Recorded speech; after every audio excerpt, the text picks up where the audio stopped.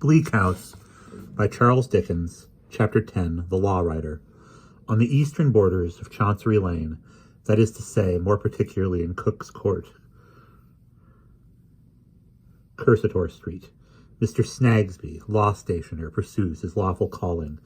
In the shade of Cook's Court, Mr. Snagsby has dealt in all sorts of blank forms of legal process, in skins and rolls of parchment, in paper, fool's cap, brief, draft, brown, white, Whitney brown and blotting, in stamps, in office quills, pens, ink, India rubber, pounce, pins, pencils, sealing wax, and wafers, in red tape and green ferret, in pocketbooks, almanacs, diaries, and law lists, in penknives, scissors, and other small office cutlery, in short, in articles too numerous to mention, ever since he was out of his time and went into partnership with Pfeffer. On that occasion, Cook's Court was in a manner revolutionized by the new inscription in fresh print. Pfeffer and Snagsby, displaying the time-honored legend, Pfeffer only. Pfeffer is never seen in Cook's Court now. He is not expected there, for he has been recumbent this quarter of a century in the churchyard of St. Andrew's, Holborn. In his lifetime, and likewise in the period of Snagsby's time of 7 long years, there dwelt with Pfeffer a niece, a short, shrewd niece, sometimes too violently composed about the waist, and with a sharp nose like a sharp autumn evening inclining to be frosty toward the end. Young Snagsby, having wooed and won its fair subject on his arrival at man's estate, entered into 2 partnerships at once. Mr. and Mrs. Snagsby are not only one bone and one flesh, but, to the neighbors' thinking, one voice too. That voice, appearing to proceed from Mrs. Snagsby alone, is heard in Cook's Court very often. Mr. Snagsby is rarely heard. He is a mild, bald, timid man with a shining head and a scrubby clump of black hair sticking out at the back. He tends to meekness and obesity as he stands at his door in Cook's Court. From beneath his feet, as from a shrill ghost unquiet in its grave, there frequently arise complainings and lamentations in the voice already mentioned, and haply, on some occasions, when these reach a sharper pitch than usual, Mr. Snagsby mentions, "To the prentices, I think my little woman is a giving it to Guster." This proper name is the possession, and the only possession, except 50 shillings per annum, and a very small box indifferently filled with clothing, of a lean young woman from a workhouse, by some supposed to have been christened Augusta, who has fits. Guster, really aged 3 or 4 and 20, but looking around 10 years older, goes cheap with this unaccountable drawback of fits, and is so apprehensive of being returned to the hands of her patron saint, that except when she is found with her head in a pail, or the sink, or the dinner, or anything else that happens to be near her at the time of her seizure, she is always at work. Mr. Snagsby refers everything, not in the practical mysteries of the business, to Mrs. Snagsby. She manages the money, reproaches the tax-gatherers, appoints the times, and places the devotion on Sundays, licenses Mr. Snagsby's entertainments, and acknowledges no responsibility as to what she thinks fit to provide for dinner. Rumor always flying, bat-like, about Cook's Court, and skimming in and out at everybody's windows, does say that Mrs. Snagsby is jealous and inquisitive, and that Mr. Snagsby is sometimes worried out of house and home, and that if he had the spirit of a mouse, he would stand it. He wouldn't stand it. The day is closing in, and the gas is lighted, but it is not yet fully effective, for it is not quite dark. Mr. Snagsby, standing at his shop door, looking up at the clouds, sees a crow who is out late skim straight across Chancery Lane and Lincoln's Inn Garden into Lincoln's Inn Fields. Here, in a large house, formerly a house of state, lives Mr. Tulkinghorn. It is let off in sets of chambers now, and in those shrunken fragments of its greatness, lawyers lie like maggots in nuts. But its roomy staircases, passages, and antechambers still remain, and even its painted ceilings, where allegory in Roman helmet and celestial linen sprawls among balustrades and pillars, flowers, clouds, and big-legged boys, here among his many boxes labeled with transcendent names lives Mr. Tulkinghorn, when not speechlessly at home in country houses where the great ones of the earth are bored to death. Here he is today, quiet at his table.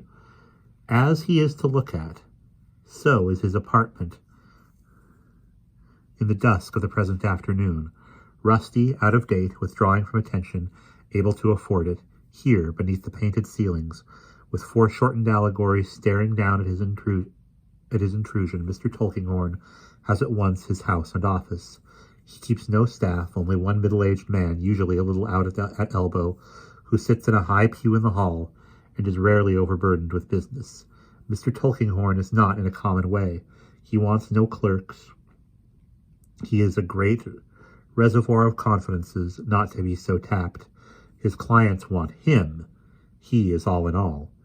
Drafts that he requires to be drawn are by special pleaders in the temple on mysterious instructions. Fair copies that he requires to be made are made at the stationer's. Now, Mr. Tulkinghorn gets up, adjusts his spectacles, puts on his hat, puts a manuscript in his pocket, goes out, tells the middle-aged man, "I shall be back presently."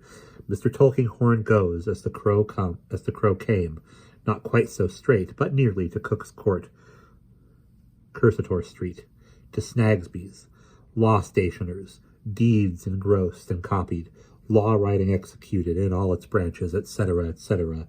It is somewhere about 5 or 6 o'clock in the afternoon, and a balmy fragrance of warm tea hovers in Cook's Court. It hovers about Snagsby's door.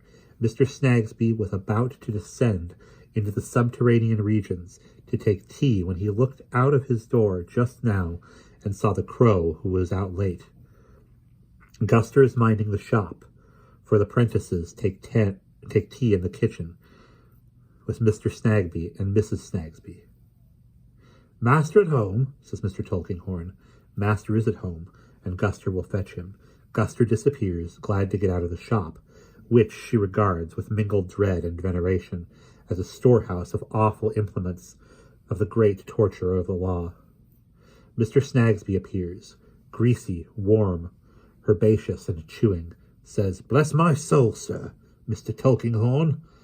"I want half a word with you, Snagsby." "Certainly, sir." "Dear me, why didn't you send your young man round to me? Pray walk into the back shop, sir."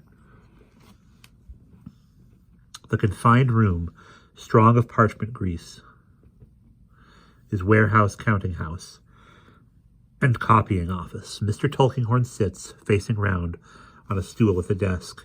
"Jaundice and jaundice, Snagsby." "Yes, sir." Mr. Snagsby turns up the gas and coughs behind his hand. Mr. Snagsby, as a timid man, is accustomed to cough with a variety of expressions, and so to save words. "You copied some affidavits in that cause for me lately. There was one of them," says Mr. Tulkinghorn, carelessly feeling in the wrong coat pocket, "the handwriting of which is peculiar, and I rather like, as it happened to be passing, and thought I had it about me. I looked in to ask you, but I haven't got it. No matter. Any other time will do. Ah, here it is. I looked in to ask you who copied this."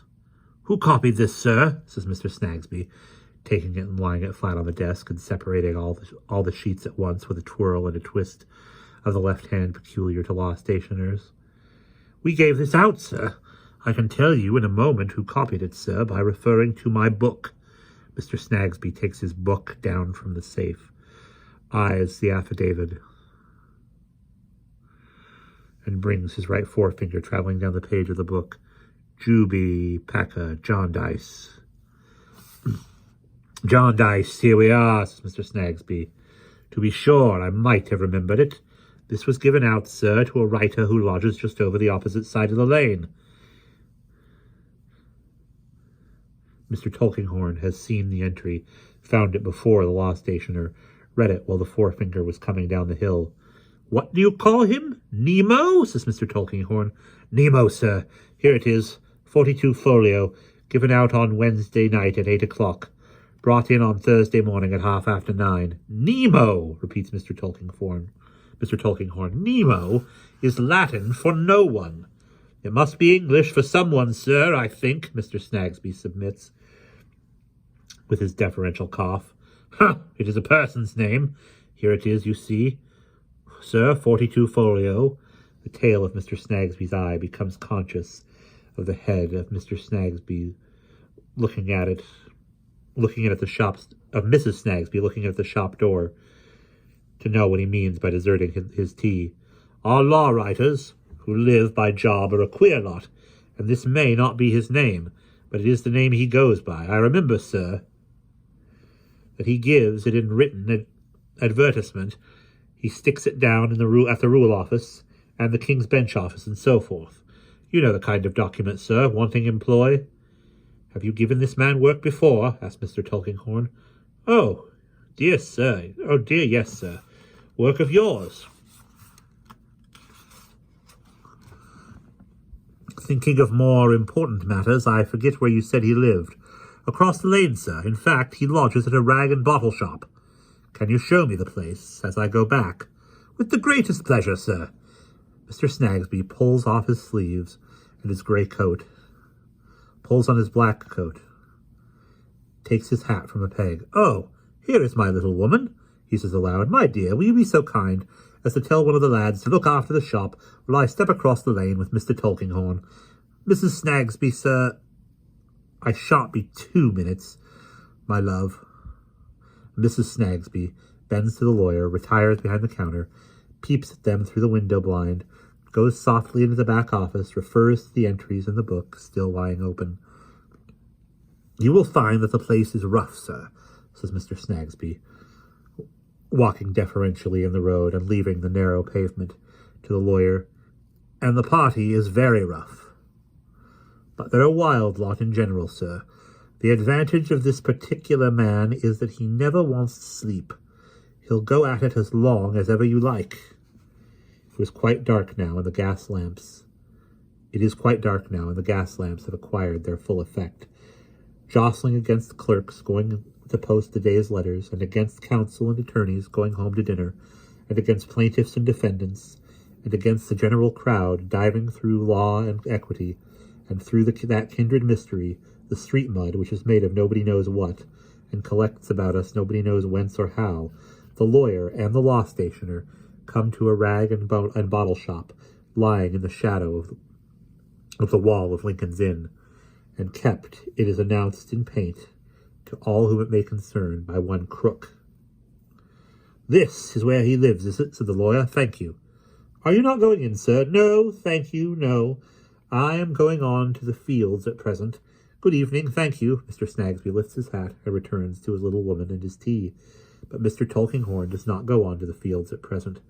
He goes a short way, turns back, comes again to the shop of Mr. Crook, and enters it straight. It is dim enough, with a blot-headed candle, or so by the window, and an old man and a cat sitting in the back part by a fire. The old man rises and comes forward with another blot-handed candle in his hand. Pray, is your lodger within? Male or female, sir? Says Mr. Crook. Male, the person who does the copying. Did you wish to see him, sir? Yes. It's what I seldom do myself, says Mr. Crook with a grin. Shall I call him down? But it's a weak chance he'd come, sir. I'll go up to him then, says Mr. Tulkinghorn. Second floor, sir. Take the candle, up there. Mr. Crook stands at the bottom of the staircase, looking after Mr. Tulkinghorn. Hi, he says. Mr. Tulkinghorn has nearly disappeared. The lawyer looks down over the handrail. You know what they say of my lodger, whispers Crook, going up a step or two. They say he sold himself to the enemy. But you and I know better. He don't buy. I'll tell you what, though, my lodger is so black-humoured and gloomy that I believe he'd as soon make that bargain as any other. Don't put him out, sir. That's my advice. Mr. Tulkinghorn, with a nod, goes on his way. He comes to the dark door of on the second floor. He knocks, receives no answer, opens it, and accidentally extinguishes his candle in doing so. The air of the room is almost bad enough to have extinguished it if he had not. It is a small room, nearly black with soot and grease and dirt. In the rusty skeleton of a grate, a red coke fire burns low. In the corner by the chimney stand a deal table and a broken desk. In another corner, a ragged old portmanteau. On one of the two chairs serves for cabinet or wardrobe. No longer one is needed, for it collapses like the cheeks of a starved man. The discolored shutters are drawn together, and through the two gaunt holes pierced in them, famine might be staring in. For on a low bed opposite the fire, a confusion of dirty patchwork, lean-ribbed ticking, and coarse sacking, the lawyer, hesitating just within the doorway, sees a man. He lies there dressed in shirt and trousers with bare feet. He has a yellow look in the spectral darkness of a candle that is guttered down until the whole length of its wick, still burning, has doubled over and left a tower of winding sheet above it. His hair is ragged, mingling with his whiskers and his beard, the latter ragged too and grown like the scum around him in neglect. Foul and filthy as the room is, foul and filthy as the air is, it is not easy to perceive what fumes those are which most oppress the senses in it. But through the general sickliness and faintness and the odor of stale tobacco, there comes into the lawyer's mouth the bitter, vapid taste of opium. "Hello, my friend," he cries, and strikes his iron candlestick against the door. His friend lies a little turned away, but his eyes are surely open. "Hello, my friend," he cries again. "Hello, hello," as he rattles on the door. The candle, which had dropped so long, goes out and leaves him in the dark, with the gaunt eyes in the shutters, staring down upon the bed. And that is the end of chapter 10.